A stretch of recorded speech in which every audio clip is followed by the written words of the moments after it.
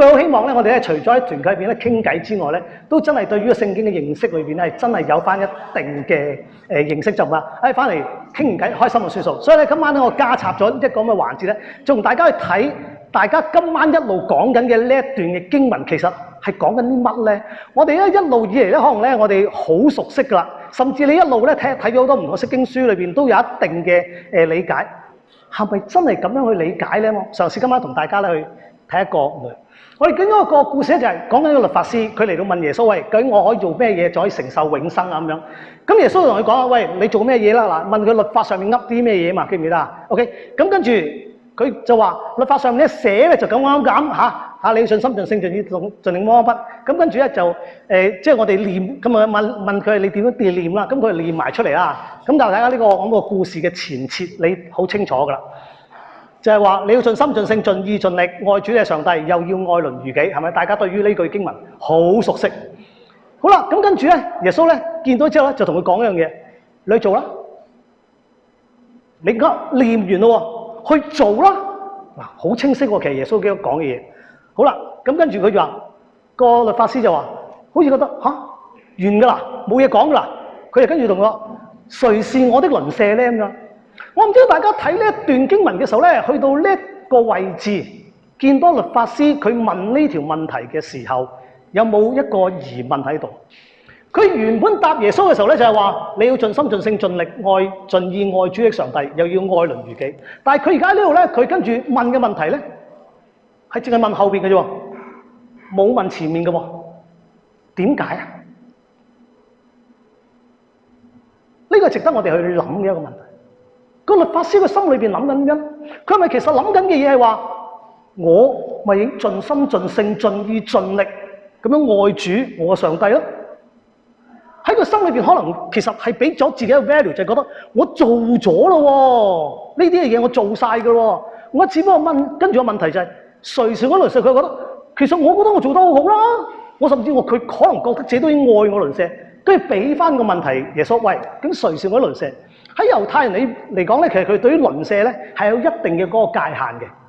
咁咧就唔係大家喺住緊嘅嗰個一梯八伙裏邊咧，你左右隔離嗰啲就叫做你一定係你嘅鄰舍。我諗大家你係有隔離鄰舍，不過你從來都冇得點樣當佢鄰舍。可能你甚至到你嗰一梯八伙裏邊，另外7伙連佢姓乜你都唔知，佢屋企你話係咩人你都唔知道。咁究竟佢哋係咪你嘅鄰舍咧？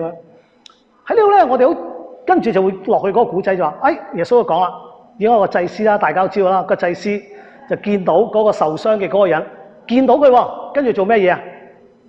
從另一邊走咗，跟住下一個利未人點樣？看到佢又係從另外一邊走咗，跟住撒瑪利亞人嚟到見到佢，佢做咗一樣嘢係好唔同嘅，動了慈心。大家都係見到㗎，你同我都見到㗎，不過前面嗰兩個走咗，呢個動了慈心。咁人寫跟住就問啦：哪一個是落在強盜手中嗰個人嘅鄰舍咧？咁樣呢個字好得意啊！是一陣解釋。跟住佢答佢話：憐憫他的。咁跟住耶穌佢同佢講咩嘢啊？照樣去做咯。其實成個嘅脈絡裏面好清晰講緊一樣嘅嘢。你可以知道律法寫咩嘢，你都知道念啲咩嘅嘢，但係你有冇做？你講完晒成個古仔之後，跟住佢話俾你聽，我知道邊個係個鄰舍。耶穌同佢講嘅嘢就係唔係淨係知道，照樣去做。咁今晚大家一路講咗好多嘢，有啲嘢我哋會話我知你好辛苦，我知你有嗰個困難，我為你祈禱啦。頭先人都用咗呢句説話，不過跟住就拜拜。呢一度好有趣嘅一樣嘅嘢就係愛我哋鄰舍，我哋覺得係我哋自己信仰裏邊上帝所要求我哋嘅一樣嘢。但係其實上帝嘅呢個要求好有趣嘅。嗰個鄰舍係咩嘢咧？係咪住喺你隔離嗰個就一定係你嘅鄰舍咧？動了慈心，你要對你嘅鄰舍都動了慈心，你先至會覺得佢係你嘅鄰舍。如果唔係，佢只不過住喺你隔離，但係佢唔係你嘅鄰舍。佢可能只係坐喺你隔離，甚至你而家坐緊嘅隔離，但係你未必係佢嘅鄰舍。特別呢一句經文好有趣啊！是呢個字咧，其實喺個原文裏邊咧，就同我哋中文有少少唔同。其實個原文裏邊咧，就唔係講是，個原文咧係講緊係 bara， 係即係講緊嘅係變成或者成為。佢其實呢一度所講嘅就係，佢唔係話佢問緊邊個係佢鄰舍。其實耶穌調翻轉係話俾你聽，你係要點樣做，你先能夠成為人哋嘅鄰舍。佢講緊嘅一個行動嚟嘅。我哋有個行動嘅時候，我先成為佢嘅鄰舍，唔理嗰個人同你係咩嘅關係。因為大家好多時候可能睇呢段經文嘅時候咧，成日都會覺得呢段經文咧嗰個被打傷嘅嗰個咧應該猶太人啦。但係其實你詳細睇翻段經文，由頭到尾冇講過嗰人係猶太人嘅喎。當然好多聖經學者都會話好可能係猶太人。咁但係你用另一個角度去睇嘅時候，即使佢唔係一個猶太人，其實可以好簡單，可以有 apply 到一樣就係，你唔需要理佢究竟係咪你所相熟嘅自己嘅親屬，或者係同你有任何嘅關係，定係冇關係。只要嗰個人係你看見，我成日都講一句就係，你係觸手可及、力所能逮，你嘅能力係到嘅位置嘅嗰啲人，就係你嘅鄰舍。爭在你有冇動了慈心。因為如果你睇翻呢段經文嘅時候咧，好有趣嘅一樣嘢就係，其實律法師佢識得做盡心盡性盡意盡力，但係呢段經文最靚嘅嗰位咩嘢咧？就係祭司一樣都係，利未人都係，佢哋根本係同一類嘅人。因為律法師、祭司、利未人都係覺得我係盡心盡善盡意盡力嘅人嚟嘅，係咪啊？其實耶穌喺呢度咧係一個好靚好靚嘅一個嘅答覆，話俾你聽。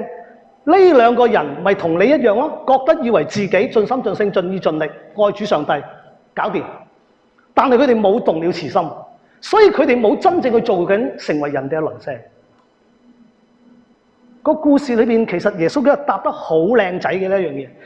跟住佢講嘅撒瑪利亞人其實好有趣喎。其實撒瑪利亞人佢都一樣盡心盡性盡意盡力愛主佢嘅上帝嘅喎。